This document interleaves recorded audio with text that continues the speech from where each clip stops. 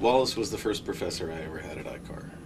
When I came in 2002 for 501, I had him.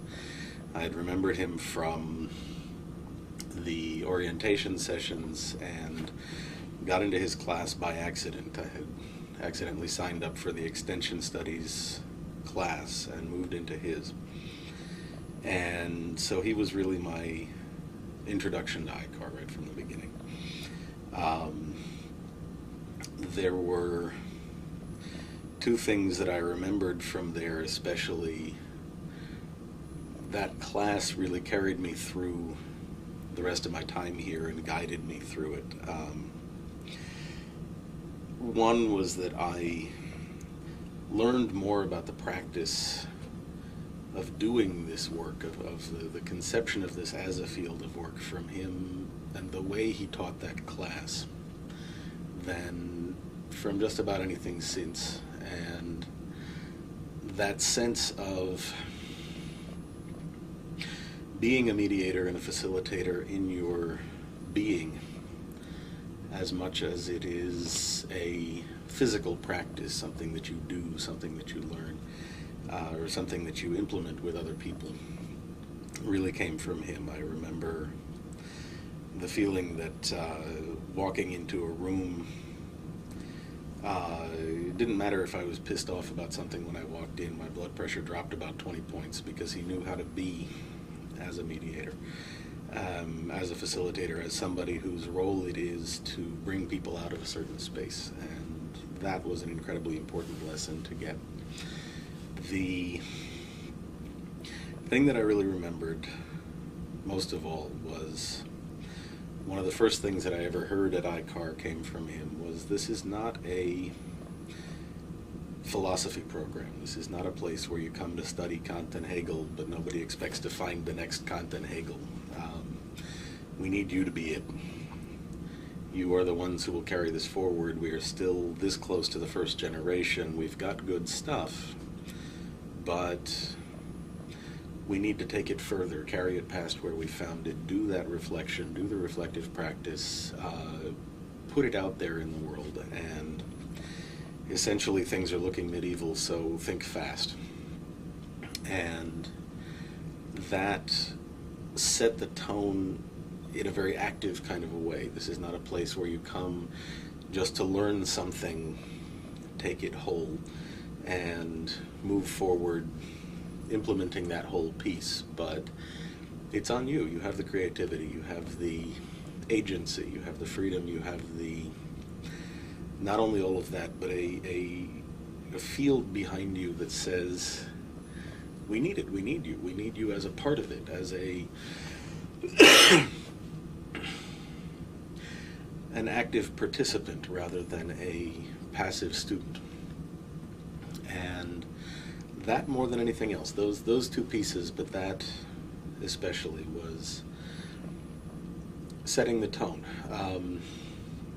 And that's how I've gone through this program ever since. That's how I've gone through 2 degrees. And one of the reasons that I did 2 degrees here was because of exactly that. Here was the only place that I had come across that really said, it's you. It's you. It's not others. It's not the books that you read. It's not the history that you take whole. It's you. And it's your mind, and it's your spirit, it's your heart that we need in order to carry this further, and that people out there in the world need for a variety of reasons. But this is a hands-on thing. This is not passive. And my lessons in that came from him. My experience in that started with him, and that has shaped everything from there. So not to belabor the point, but we talk about parents of the field, and I and a number of others, and I know a great deal of people who consider him sort of our father in this, our parent in this, our initial guidance, and the person who set us on a path and said, go forth and find something interesting. Interestingly, I never had another class with him. I had sought him out as the chairperson for my master's thesis, and was incredibly flattered and humbled when he said, you know, I followed you from afar. I've watched what you're doing with interest, and yes, I would like to be a part of that. That's an incredible thing to find. And sought him out again as the chairman for my doctoral dissertation. And all of that has given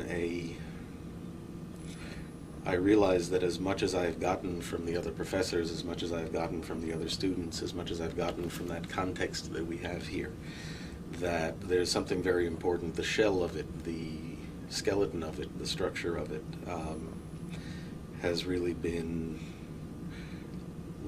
the impetus was Wallace, and I am eternally thankful for that, and for the chance to have that experience and that exposure, and people like him as a guide, as a mentor, as a parent in the field, and through whom the rest of what I do comes. I can only hope that as a professor in the future I will have that kind of an influence on students, that I will shape to some degree, not as a director, not as a sculptor, but as someone who inspires others to be sculptors and to be directors, and to take on that agency and run forward with it and go out into the world with a sense of hope and purpose in their work, not as passive observers, but as people who will take that ball forward and run with it. So that's what I'd really like to say. Thank you so much. You are going to be horribly missed and never to be truly replaced. But you have people here who have had the lessons from you and who take that on, so that spirit continues. And we will continue to look towards you for that inspiration. So again, thank you, and it's been a wonderful kind of a journey to have.